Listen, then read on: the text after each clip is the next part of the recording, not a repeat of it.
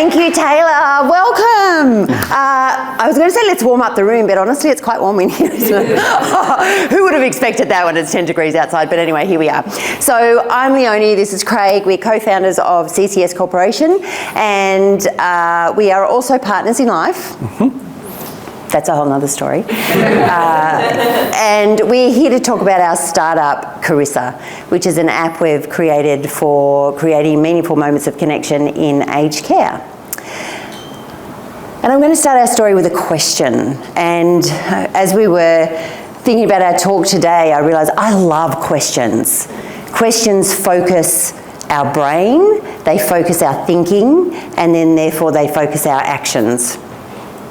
And we had a question after our I2N Accelerator program. Through that program, we had our very first meeting with our mentor.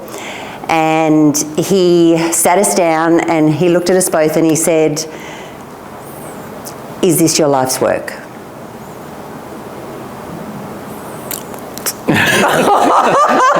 Like, really? Does it have to be?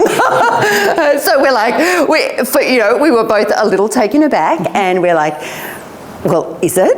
And does it have to be? And can't you just make stuff? So we were, it took us a moment. So we're going to explore this in our little fireside chat with you guys today about is it our life's work, and how really did two ex-high school teachers come to be creating an app for aged care.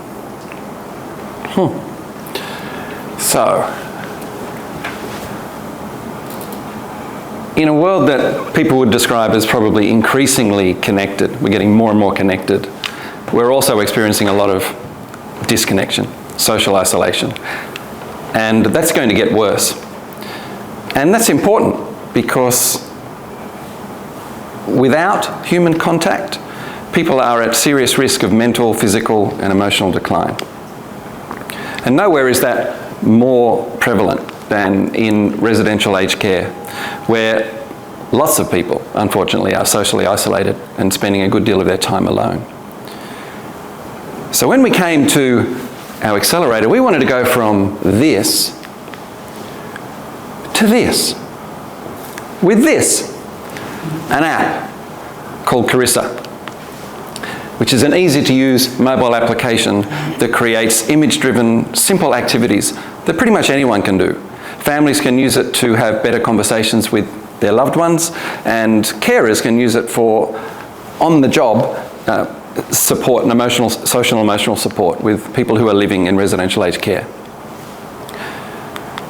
On November 9 last year, the big night for the end of the accelerator, the big pitch night, we stood up and showed this roadmap.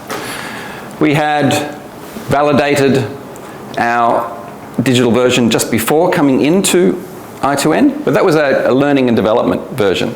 Then in I2N, we hit CARISA. 2 days before, we stood up on the 9th and we had launched CARISA into the app stores. And we began our journey that we thought was going to be easy, to begin to pilot and to find our first subscribing care homes. We had a business model and we began that journey. 8 months later, we're kind of here. Okay, that's meant to get bigger, that little one. All right. So we'll come back to this, because to tell our startup story, we need to go back 30 years. And from our experience in working with I2N and working with co-founders, that's before most of the people we meet were even born.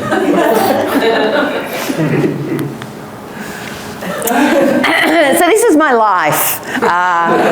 Craig would come home on a regular basis or be at home and go, I've got an idea for a game. So one day when I came home from work and he used this phrase, it wasn't surprising that I may have rolled my eyes. But little did I know at that point in time that what he was about to show me would actually change the course of our lives. So I was at the time working at the Powerhouse Museum as an education officer, and we were putting together a new exhibition, and we had focus groups, That's where you have a table, you bring in people, and you have a mediator. So these are prospective customers, prospective visitors for the exhibition. And we were trying to find out, what did they expect? I was watching in secret in the room next door on video. And during this conversation, the mediator, the person running that group, she reached into a bag and she pulled out little cards, little index cards. Many of you would not know what that is. A little index, a little card with lines on them that she'd cut out magazine images and stuck them on. And she did a very simple thing. She handed them out to the group and she just asked them one question. She just said, find some pictures that for you show the kind of mood and feeling, the environment that you think the exhibition should have. I was fascinated straight away because the tone in the room changed and the level of sharing and curiosity seemed to go up. Now, I was paying attention for my job at the museum, but I was also thinking, because I did this a lot, was, is there a game in this? Yeah. Like, could you make this happen as a game? And my real question was, would similar people have picked similar pictures to describe similar things often enough for it to work as a game? I didn't care much beyond that, but would it work as a game? So on the way home from the museum, I bought 2 copies of the newspaper. And when I got home, sat on the floor and I just cut out whatever I could find. Colour pictures and black and white ones and headlines. Just made up a pack, 2 packs, identical packs of cards. And I waited till Leonie came home. So he hands me a pack of cards and says, just try this. I may have taken pause at that moment as well.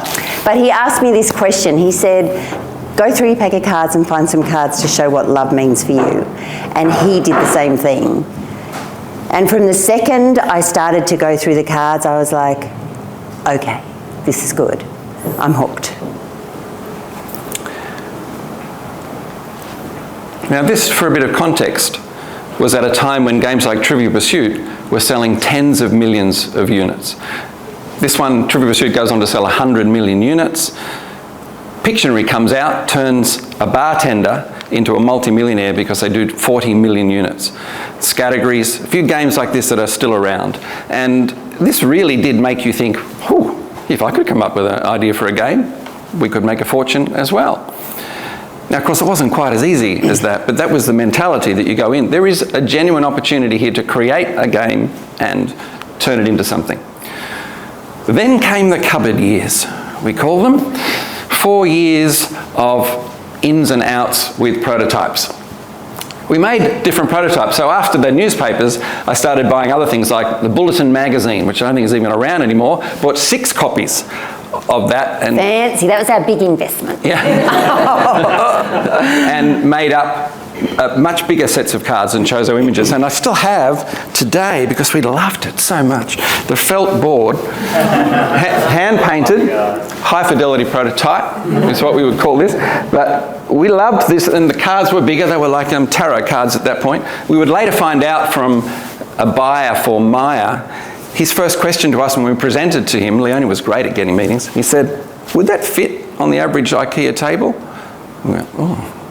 And hadn't actually tried that. We'd only tried it on our own.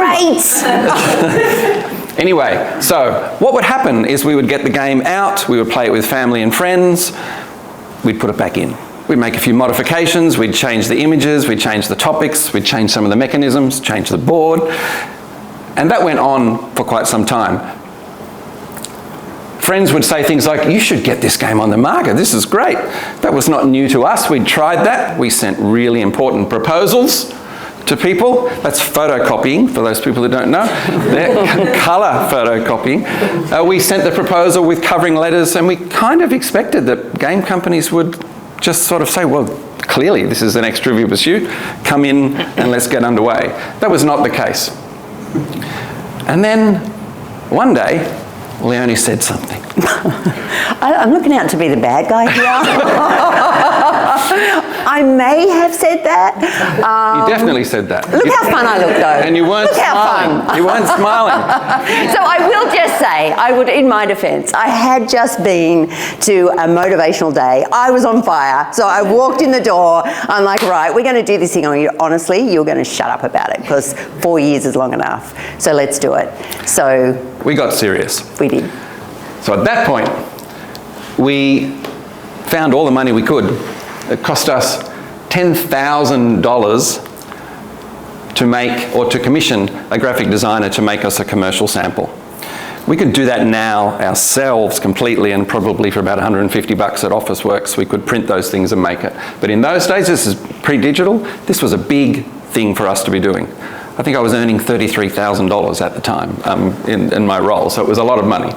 And this then led us to also start to look into the industry a bit. Like, we started to find out what's going on in the toy and game industry.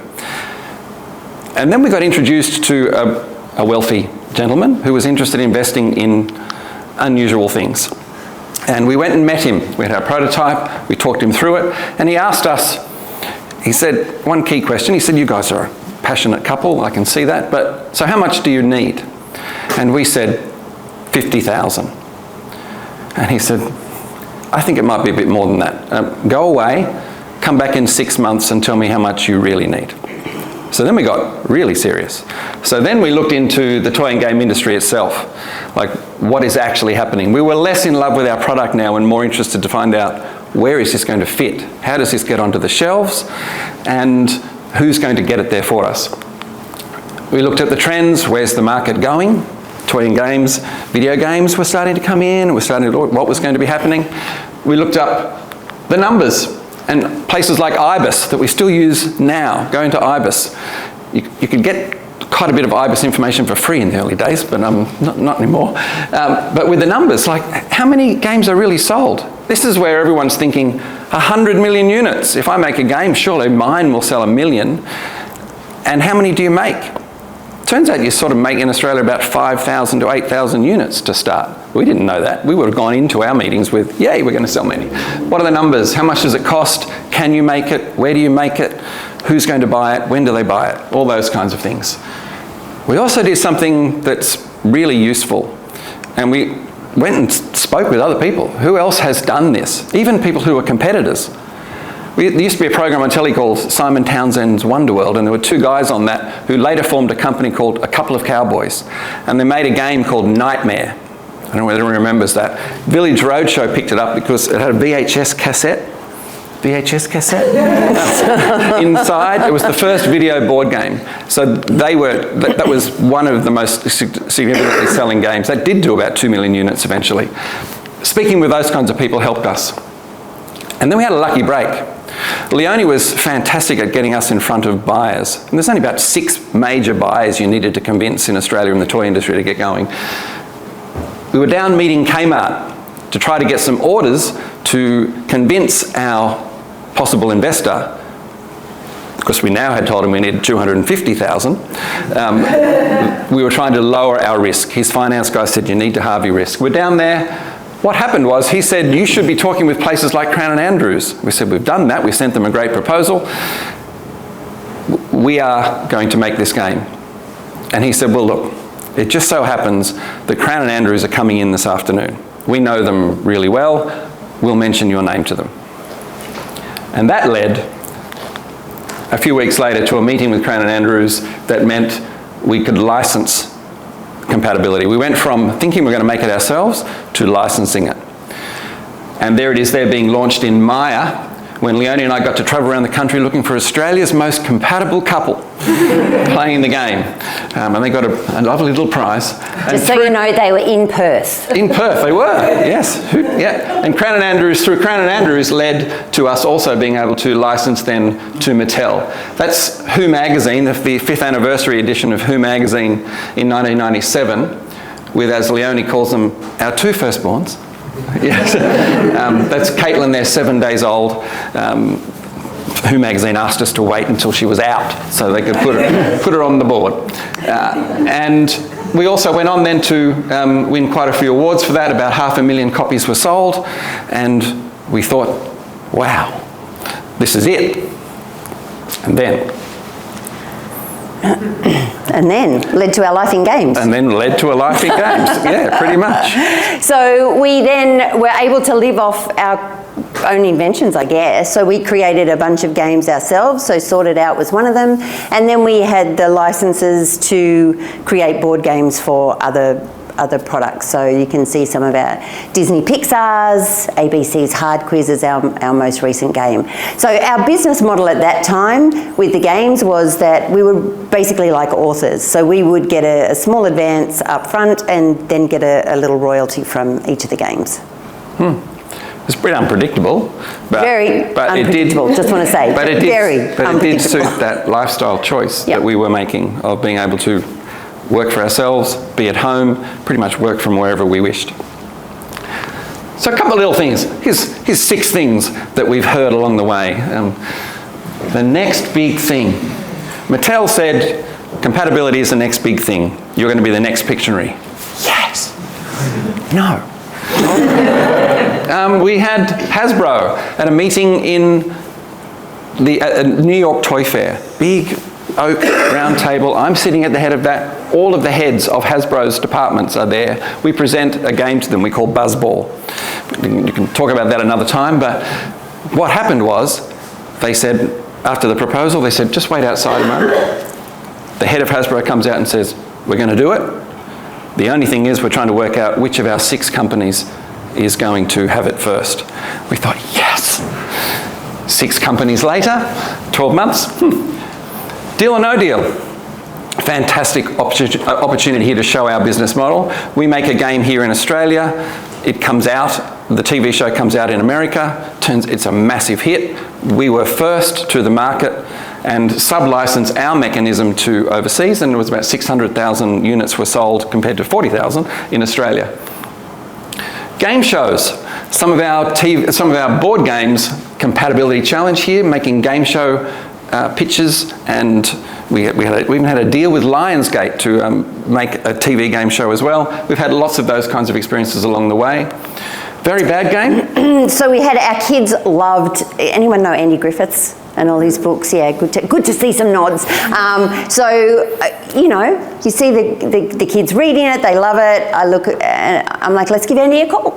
So we did. So Andy then agreed that we could take one of his games and make a board game out of that. So the very bad game. Terry Denton is the illustrator, so it was kind of cool to hear Craig on the phone at times going, Terry, I just need a pile of poo and a crazy koala. That'd be great. Yeah. Game of the year. This is US Game of the Year. So in 2010, our game sorted out, licensed to University Games, won Game of the Year. And for us, that literally, the Toadies they're called, the Toy Industry Awards, is literally an Oscar. So we won an Oscar for Sorted Out, and that was going around the world. But we're still here. A real honour, and it is quite a journey that we've had there. What have we learned from that? Top of the list, resilience. The capacity to get up and try again, to move on to something else, to fine-tune what you've got and to just keep going. It's quite a roller coaster, but it does help you to generate your own confidence in your creativity. It proves to you that you can literally make something on your lounge room floor and see it around the world. And that's served us very well. Fast production. Not going on in that picture, but... that was an entire weekend. Our neighbours were having a barbecue next door and I was really agitated. I'm like, they're having fun. This better go somewhere. Yeah, that was making it for presentation to Hasbro there. But that capacity to make it ourselves turned us into a one-stop shop, basically, for game companies. So, all the while we were riding the roller coaster of games, which was also, as you may have heard, there are highlights, but really uncertain. My true love and passion actually started with the core of compatibility, which was that connection that we felt during sharing of cards. And what we found when we were testing the game was we would have conversations with people that we would never have had before. It would go places, it would go deeper, and it would go much more quickly. And I was actually hooked. So we asked the question, where else do we need meaningful connection? So we took that into the corporate world, and we actually started off, first of all, literally buying back our compatibility games, cracking it open, and running icebreakers at conferences. So we would kick off a conference and have was basically literally playing the board game. And people would have lots of fun and lots of connection. It would set the conference up for success. And still we said, it can do more than that. You know, it's not just an opener, there's more than that. So we came up with a number of different things and creating products along the way that suited it, but with the cards always at the core. So we were running vision and values workshops. We were working with educators, counsellors, and developing all sorts of things along the way. That's what we did. Then in 2019, Craig and I were sitting in a coffee shop in Charlestown, and I don't know why, you might have heard along the way, it's kind of like, I've got an idea. So we were sitting there in a coffee shop, it's like, where else do we need meaningful connection? And I think at that time, my mum had just been in hospital, and I thought, why is it that you go into these places, these institutions, and someone that you know and love and have spent a lifetime with, suddenly you have no words. Your conversation is reduced to, what did you have for dinner? Do you feel all right? Are you warm enough? And look at the weather. You go, what the heck? Why don't I know what to talk about with you anymore? So I'm like, aged care. So I said to Craig, actually, I've got a friend at the local aged care centre. I'm going to go see her. So I see my friend down, and she agrees to meet me, of course. And I said to her, here's my idea. So I give her a pack of cards. I got a pack of cards. I go, here's my thing. I think we use it with carers, and we give it to families, and they have a way to have a conversation with their loved one in a different way. And she looks at me and she goes, Leonie, you know I hate this sort of thing. And I was like, yeah, I know, but just do it. So she did, God love, and then she said, you know what, our diversional therapist has just done a research project, and it was all around how people feel valued in aged care. And she said to me, this ticks all the boxes, so we've got to do something. So they came on board and we ran a pilot. We had 40 residents in the local aged care home. We got families involved. We ran Care for the Carers sessions, which were absolutely beautiful. People who are so loving and giving and actually never get the chance to actually be together and connect. So incredible moments. I'm on a massive high. I'm like, I'm doing it. I'm being that person. We're going to make this happen. And that was the end of 2019. So 2020, we were just getting ready to gear up, and COVID. So I curled up in a ball in a corner and rocked myself for quite some time, and thank goodness Craig didn't. Wasn't that? Kind of was. We realised that we needed to go digital. So we took the image card approach and went digital. And this was originally driven by our learning and development people who were out there saying, we've been using your cards for years, where's your digital version? Everything has to be virtual now. And that's where we went first, mobile application and a desktop application specifically for facilitators to run the same kind of thing they were doing in room, but online. I had to bring in a friend, a programmer friend who I'd worked with before at the Powerhouse Museum, interestingly, and he was behind making this happen together. What also happened was that the digital approach, which was designed specifically for virtual, also transferred quite well to in the room. So instead of carrying your cards around, you could now have them on here, which also leads, of course, to our direction with CARISA. But what actually happened for us was we got a call while we were doing that from someone in the UK who was interested in digital, well actually he was interested in just the use of images for healthy aging. How could they be used? We said we have a digital version of that, and we suddenly had the phrase digital healthcare tech, which raises quite a few eyebrows and is a really good way of, I mean in the most positive way. It's like, ooh, tell me more about that. And over in Scotland, we had some people over there in aged care facilities who said, look, we'd like to give this a try. So they were using our learning and development one, and what we got from that was, wow, this is even bigger than we thought, but it needs to scale up, and it's something we are going to need help with. We'd been to Scotland, and? Yeah, so we got home from Scotland, and Craig gets the email from I2N, and they say there's a startup story about a health tech And we're like, we've got to go see that. So we sat in the room, in the startup story, and at the end of that, we were like, we have got to get into that program. So I said, we knew that we could do product development. We feel strong and confident in that. We feel confident about and absolutely passionate about connection and creating connection. And we also knew we had to do it differently. So we're like, we need to get into this program. So henceforth, before going, got to get into that nervous wait for the do we get in or not? And this would lead to CARISA. It was a tech solution. We needed help. It needed to scale bigger. So that brings us back to CARISA. And I said at the beginning, so where are we now? So this is now 8 months on. It's still swirling a little. What has happened is we lost our programmer.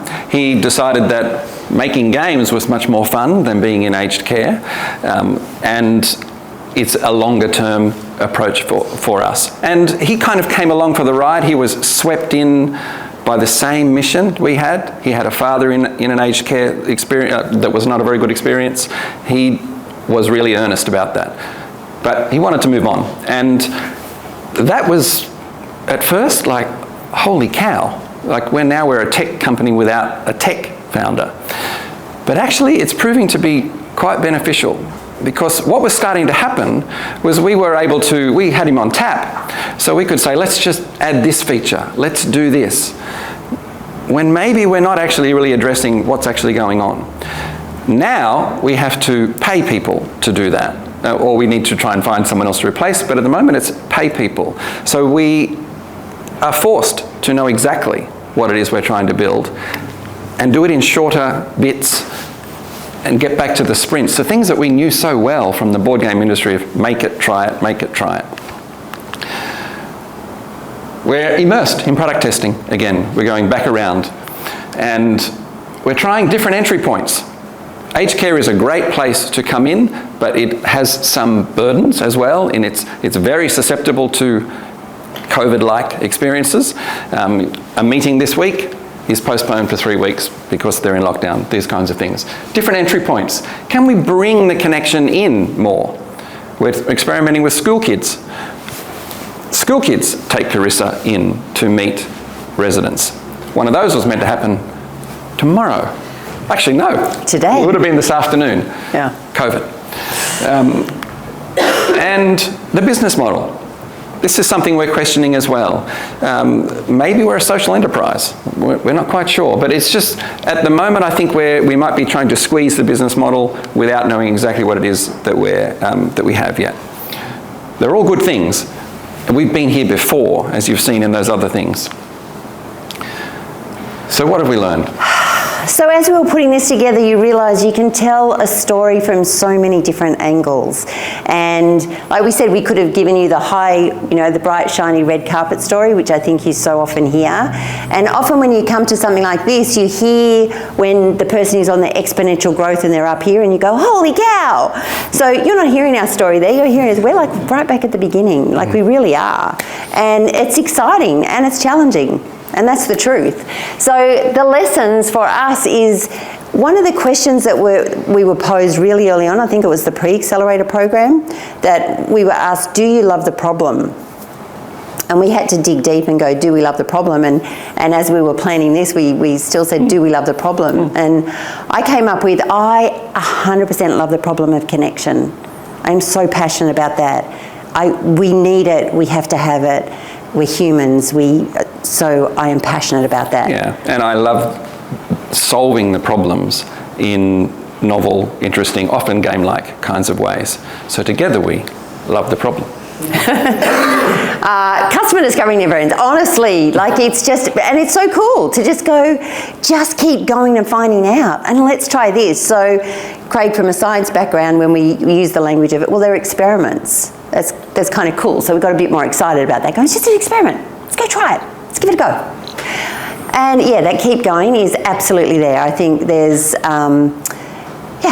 we having had the life that we've had, certainly the last 30 years of going, we've done this, we've been here before, makes it less scary. So go, it's okay. there'll be an answer. We don't know what that answer exactly is right now, and that's okay. And your great phrase. It's just a problem to solve. Okay, these are all my dark days as well, but you ask yourself, think, go, look, it's just a problem to solve. We can do it. It's just a problem to solve. We can do that. And then the other thing I do say is, well, what else are we going to do? Yeah. So, is it our life's work? As Craig said at the beginning, honestly, I am so concerned about the way the world is going. It troubles me that it is easier to talk to a machine than it is to a person. And, there was a time back in the toy and game industry where things got very dark, and one of the people there said, I don't want to see a world where there's not toys and games, where kids don't play. Well, I don't want to see a world where people don't talk to each other. So... And our mentor, after hearing this story... Yeah, sorry, I got lost. Got lost in my emotion. Because I'm like, I feel so, it's so important. Let's have the conversations. Let's talk to each other. I've had the most robust conversations with my father in this last 12 months that I've ever had. And it matters. So it's not about, let's not outsource our relationships. Let's not do that. So is it a life's work? At the end of our story, when we shared it with our mentor and we kind of dumped our thing, probably not as articulately as that, he looked at us and he said, okay, I guess it is. Yeah. Guess it is. Yeah. And if you would like to find out more, connect with us, and you can go to our site there, or you can come and see us at I2N. We'd love to talk with anyone who is interested. You might be in aged care, you might be in disability, you might be in education. We're open to all those entry points at the moment. The opportunity to reduce social isolation and to increase human connectedness is something we all need to address. Thank you.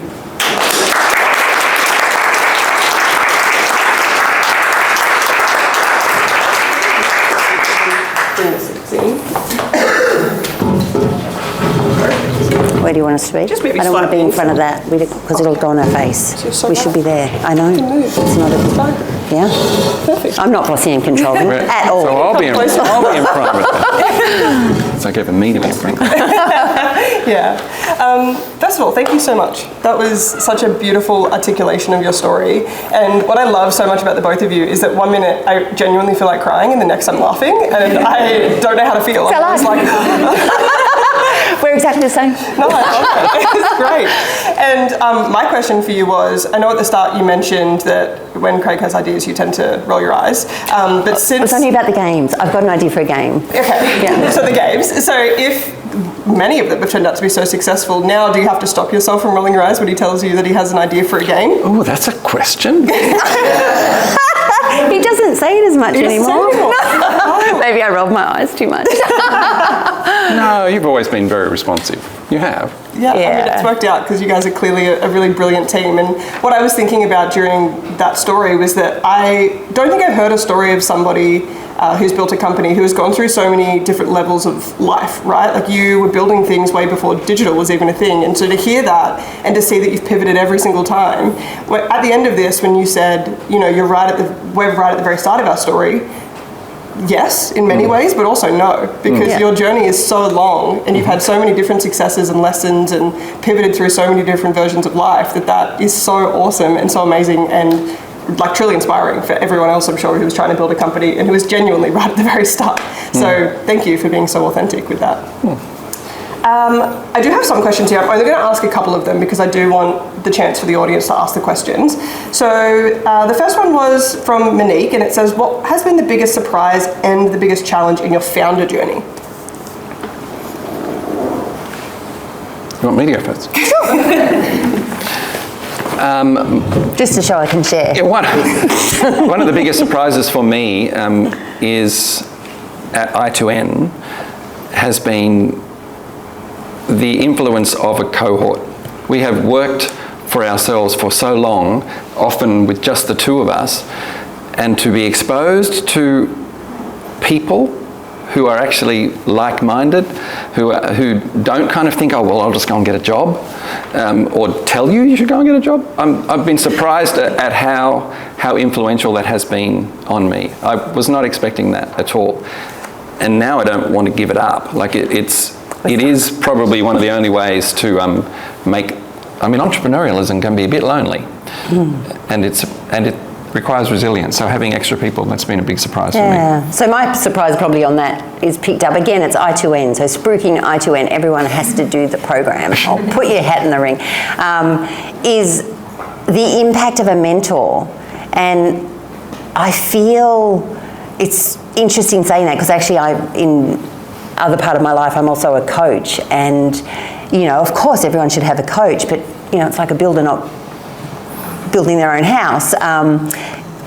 The program was the first time we actually had a mentor and a coach, and the impact of having someone, we would arrive, broken and busted and defeated, and their mentor would say like just one or two things, or our coach and you just go, oh, feel right again. Good now, we can do it. So it's get the surprise of the impact of the tiniest bit of support. Someone else who believes in you is quite incredible.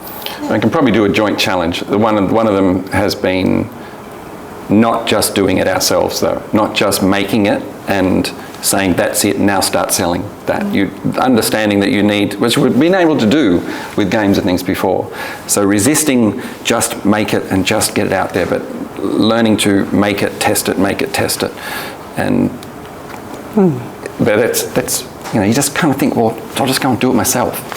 But yeah, you don't realise how important it is to have other people's input, even if it's good or bad. Yeah. Because sometimes even if it's not necessary, it still really reaffirms yourself and the journey and the direction that you're going. So that's a really good one. Joanne has asked, how do you deal with rejections? Now, I'm sure on your journey of building games and then moving into the tech industry, you probably had to deal with a lot of people saying no, or maybe this isn't going to work. And so how do you deal with that? La la la. What's rejection? It's interesting because we kind of talked about this, and I said, with your firstborn, rejection is very difficult because you are 100%. They are you. It's an extension of you. And it's interesting, I think through the accelerator program and with CARISA, we've started to have an appropriate dissociation. So it's not us. It's a product, it's a problem to solve, and we haven't quite got it yet. So it's not rejection, it's information. Yeah, they're not rejecting us. It's information. And I would say through that the relationship is so important. So when we've had people go, well, that doesn't quite work, I know the relationship is still strong. So you go, okay, cool, let's flick that or fix that, and so it's not, so it's a different way of looking at rejection, I guess. That's great advice. And I think that that's so important, because what we always say to people is that you fall in love with your solution right at the start, right? And then it's really difficult to get feedback. But on the flip side of that, if you are too in love with it, then it does feel like a personal rejection. And so that's really great advice. Thank you. And I'll just ask one more question from this. And the reason that I'm going to end on this one before I pass over is because that was a beautiful kind of ending to your story of where you're up to now. But this question is, what do you anticipate is your greatest challenge moving forward? What's next for you guys? And I guess the way that I'd like you to answer this is, how can anyone in the audience, or how can anyone who's watching, feel like they could be a benefit to you if there is a challenge that they could help with? So in our particular industry, in the aged care in particular, but it will be across the board, I think the biggest challenge is going to be fighting the temptation, the obvious reason why we should be bringing in automation, the obvious reasons why we should be bringing in AI. There's a great phrase that I heard from a guy called Max Tegmark he says, we are running towards the edge of the cliff, but the view keeps getting better. And there are so many great reasons, including in aged care, where we should be automating. But I think there's something that's going to be lost from that. So you can use tech, but maintaining the human-human connection. So you can help us by making good choices to begin with, but you can also we are very keen to find the balance between using the tech to assist and still maintaining a human contact. I don't know whether I've answered that question exactly. No, you did, but I actually had a quick follow-up question. Given that, how did you guys feel about making that transition to tech? Because you guys have always been about that face-to-face connection. So when you were told that you needed to make that change, how did you feel about that? Differently. Very differently. 2 conversations. I mean, differently. Yeah. But there are good reasons why the digital is useful. I mean, we've always had this philosophy of a pack of cards in the hand of everyone who can hold them, but they weigh something, and sometimes facilitators say, 24 packs, that weighs a lot, 2.5 kilos, and actually that's not that much, but either way, having them digital means it's very easy to distribute. It means we can change the images, they're there when you need them, you don't have to go looking, you don't lose them. There are good reasons for digital. The important part is to get heads up still. Use the device to activate and then facilitate your communication. Did I answer that one there? Yeah, so I think Craig was excited because it's digital, and I was not because it was digital. Because it is about... So for me, it's so important that it's a tool to help you have a conversation. It's not about this, it's about this. It's just a prompt to go, let's connect. Yeah, amazing. And did you have a point on the challenge moving forward? Do you want to... the question about... Yeah, well, there's a lot. There's a lot of challenges. So I think, again, we all know that startups fail. The statistics are huge, and the question I asked all the way through the program, some of them, some not, but is how do you know? How do you know when to stop? Because I think as founders and creators, you get so excited and passionate, and you just keep going. And at what point do you go, that's enough? Like, try something else, or and listening to the what you're being told. So it's actually hearing the information, whether you see it in the form of rejection or questions or whatever, but it's listen to that and go, what does that mean for us? And where does that, and that doesn't mean, so again, I don't fail slight rejection. It's just, where do we go now? Like, where do you take that? Stick to the problem. Stick to the mission and find a solution rather than say this is going to be the solution. We're going to force it on you. Correct. Yeah. I mean, you guys have clearly done a good job of that, consistent pivoting. So that's awesome. I'm going to throw back to the audience. We only have a few minutes. Nick. I love those games. I remember playing with my brothers and literally having fist fights about them too. 10 years old. Was never meant to do that. I used to rig some of the games anyway. My question is pretty much following up on Taylor's one. When you're going digital, do we not have that loss of connection, particularly when we're talking about aged care residents? So what's their reactions to using the platform, to using the app, tapping technology? And how do you get around that? Yep, so you can answer too, but the COVID changed things a lot. iPads were not, and tablets were not common, except for maybe a bit of admin. So having the electronic devices in there has changed and opened that up. Some aged care residents are a lot more tech savvy than we might give them credit for, and within a decade, they all will be, most likely. We might be. We certainly will be. And it's mixed reactions. Even our learning and development people as well. Like, a lot of them are very attached to the tactile nature of a paper in my hand, or the capacity to sort that out on a table. It's mixed, but it's positive, and it's certainly validated that yes, we would use this, and it has some advantages actually. The fact that everything is there. You can do it this way. It's a great thing. Your grandson can come and visit you. They're going to be great. Your daughter will be great at doing it. And with a big device, it actually gives you a bigger image than you would normally have got just on the small cards and things as well. So there are quite a few advantages. Less setup time. Less setup time. Yeah. There It's not 100% yet. It's interesting. I think my favourite thing, and again, this is my mum. So my mum and I sat down, and of course you want to test on your relatives, but they're your relatives. It's a mum test, literally. But I've said to her, and she hates tech. She hates with a passion. And I'm like, Mum, let's just give this a go. She got lost. She honestly got lost in the conversation. Yeah. It was amazing, amazing. And I wouldn't have, and the first thing on CARISA is, how do you feel today? And she literally pressed the, the not very happy face. And she goes, I feel like I've been hit by a truck today. I was like, well, what conversation do you want to have? She goes, I want to be, things that make me happy. Let's talk about that because I feel terrible. And I was like, holy cow, all right, let's go, Mum. So then it was incredible. And she was in it for real. Like it wasn't I'm going to do this to make Leonie feel good. She was lost. Yeah. It was quite amazing. So that can happen. Yeah, that happens.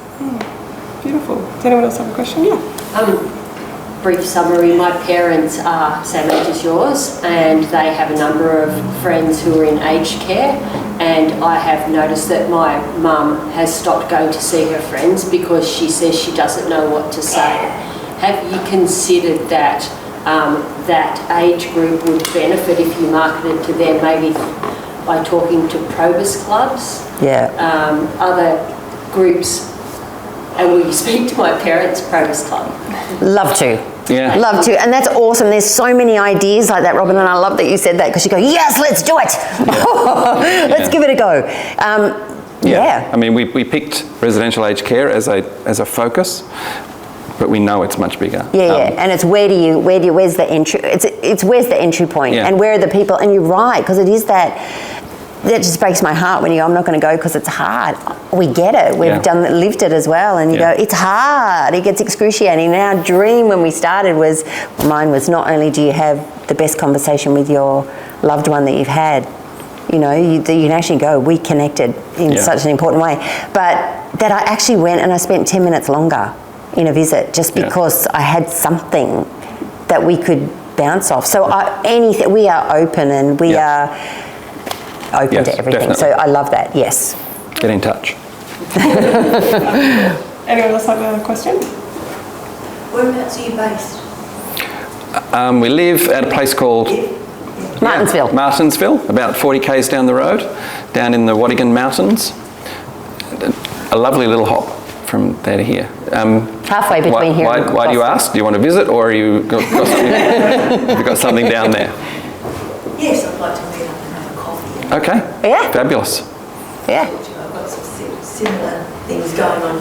Everything you said resonated, so. Okay. Fantastic. Yeah. Excellent. I'm at Curry at the moment. Okay. Newcastle's halfway? Practically.